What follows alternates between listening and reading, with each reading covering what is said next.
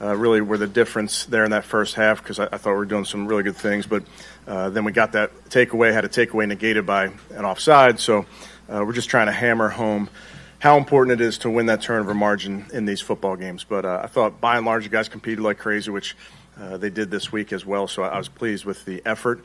And then we got to still have that mentality that we got to get better every single day. And that's what the guys are going to do. With that, I'll take any questions. There shouldn't be. They're out of their sandbox. They were in the wrong area of their sandbox.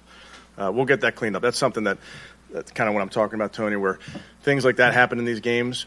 We have to clean that up. And even if you weren't on that rep, you're a tight end or a wide receiver, you can learn from that rep. So that should never happen on that play. Did you absolve Dillon from doing on that, or some of it is also throwing?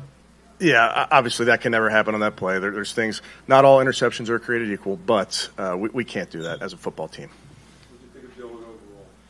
Yeah, plenty to clean up. There's some things that I thought he did well. I thought our offense as a whole on third down was very good early, which allowed us to stay on the field, because I don't think we were great on first and second down, but plenty to clean up. Does the fumble exchange,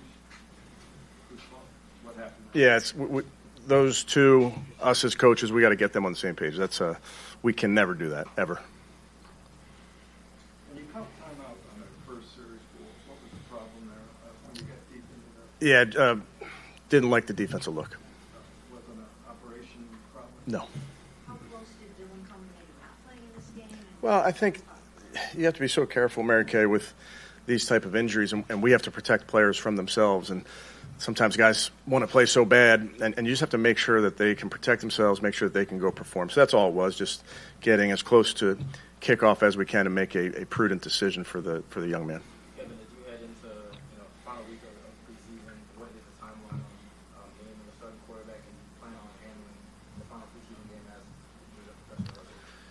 So we will treat the final preseason game, in a dress rehearsal type way, in the sense that we're going to do a regular season schedule this week, Daniel. So we will game plan. Now, we won't run every play that we put in this week, but I want the guys to get used to getting a game plan, new plays, kind of evolving the offense, the defense, the special teams, so to speak. And then in terms of who plays and that type of thing, we'll talk about that later.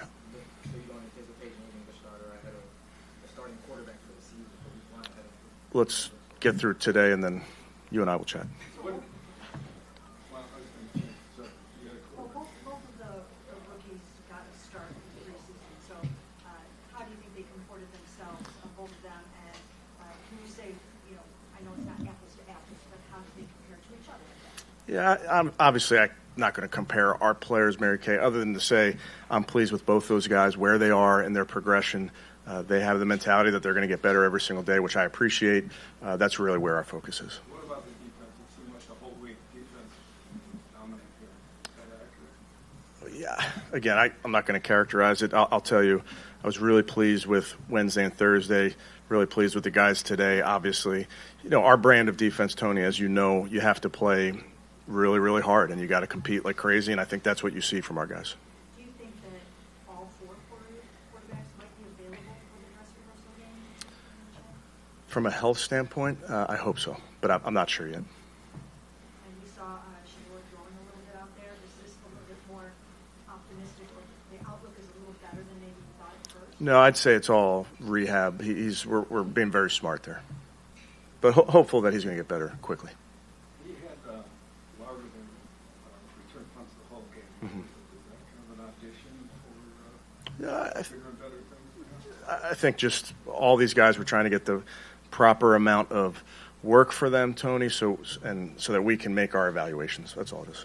Can you talk about, aside from his turnovers, how do you feel like Dillon handled himself, just in terms of poise, overcoming adversity, being accurate, mobility? Yeah, I thought operation was good. That's when you go into these games. I know it's kind of boring, but that's what you're looking for from the quarterbacks, to orchestrate, get guys in and out of the huddle, make the right calls, send the motions, all those type of things. So I thought he did a good job with that.